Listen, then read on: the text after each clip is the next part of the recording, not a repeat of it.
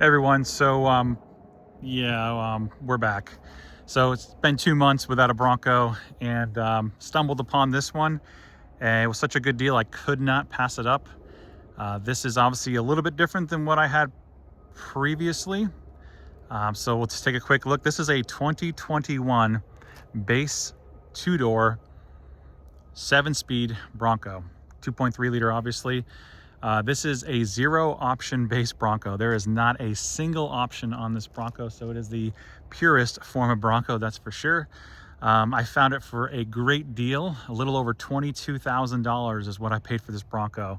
It has a clean title. The Carfax history is a little sketchy, but I think we figured it out, so I'm not too concerned about it. I'll probably share more details on that a little bit later, but it's got about 65,000 miles on it.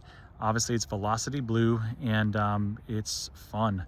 So this is not a daily driver for me. It's more of a fun car for myself and my wife. My wife has been wanting to drive a manual for quite some time. She had fun driving a lot of Jeeps in the past, and so this obviously is going to be my first choice over a Jeep.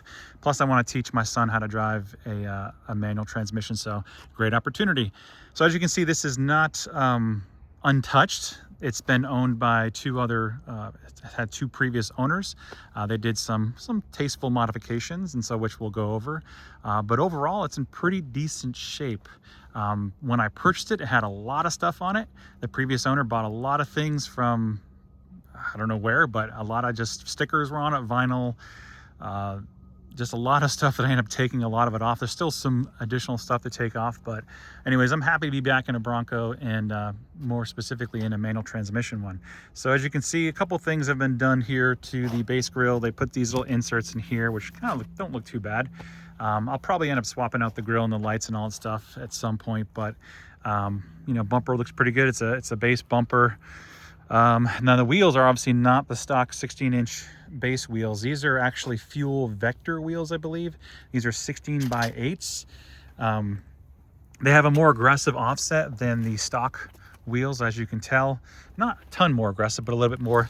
I think these are like the stock Bridgestone tires. These are, what are they, 255, 70, 16. So I am going to replace these. I do want something a bit more aggressive. I'm actually working on maybe replacing them with some Sasquatch wheels and tires.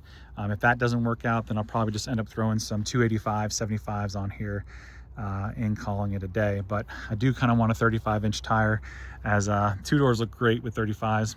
33s don't look too bad either. So obviously everything else is pretty much, they put some vinyl decals here in the window. As you can see here, got a nice little cover on the back. Got myself a nice custom license plate, as you can see. As you probably see, this is a sign of what's to come. So 2.3 liter owners, rejoice, the time is near. And let's see here, nothing really else to really point out. I guess there's the hardtop has seen better days. It's got some of this fading back here. Not a huge deal, honestly. The previous owner did put some nice kicker speakers back here, which we'll take a look at. So they're pretty decent sized ones here. They actually sound pretty good. This one has a little bit of a rattle in it, so I got to fix that. I'm not sure where that's coming from. I did go ahead and put my fire extinguisher in here, just with some zip ties for the time being, and we'll go over here, the interior here momentarily. So got some door pockets in here. They did put some seat covers on here. I'm not sure what brand these are, but they're actually not terrible seat covers. And they have them in the back too. And then up here, I did put my ProCal in here just to monitor, you know, temperatures and all that fun stuff.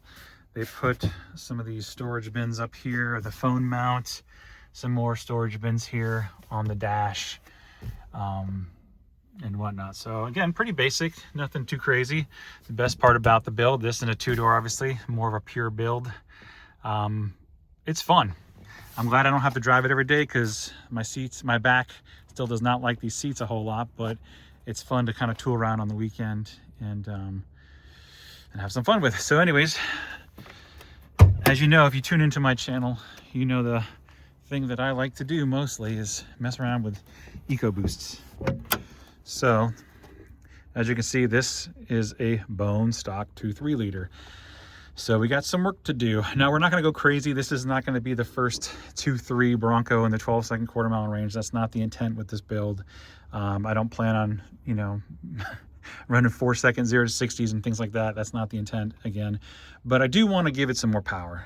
As it stands, it's not terrible. It actually gets up speed just fine. I just have 87 in the tank right now, so it's not amazing. Obviously with 93 it would feel a little bit better, but the tires are small. So when I put some bigger tires on this thing, like some of the stock Sasquatch tires, it's going to probably feel quite a bit heavier. So I do plan on replacing the intake with a cold air intake. I will probably do, what else? Probably a ported throttle body, a ported intake manifold from GPE.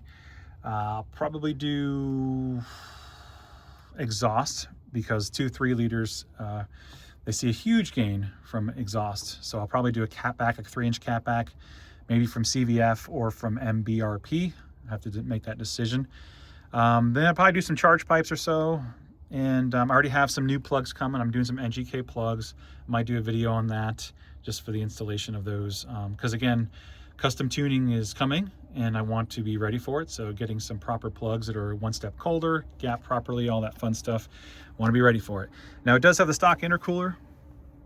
We are going to replace that. I do have the high mount intercooler from my other Bronco. I put the stock one back in before I sold it. So I'm going to be putting a high mount in here and doing an installation video on the 2.3 with that high mount. So yeah, should be pretty fun. And then let's see what else. Maybe a downpipe in the future. I don't really want to make this thing super loud, to be honest, because my wife will be driving it too. She doesn't really like super loud cars. And then maybe doing a turbo upgrade. Maybe. We'll see. We'll see how far this goes. But again, just something to tool around. Obviously being a base Bronco, doesn't have lockers, so I'm not going to be doing any really rock crawling with this thing. It's going to be more reserved for driving it on the beach here in North Carolina, like at the Outer Banks or Fort Fisher. And then we're maybe taking it up to the mountains like Boone, and going up there in the wintertime when it's snowing, and let my kids sled some. So it's a 2-door Bronco, only 4 seats. It's enough for us right now.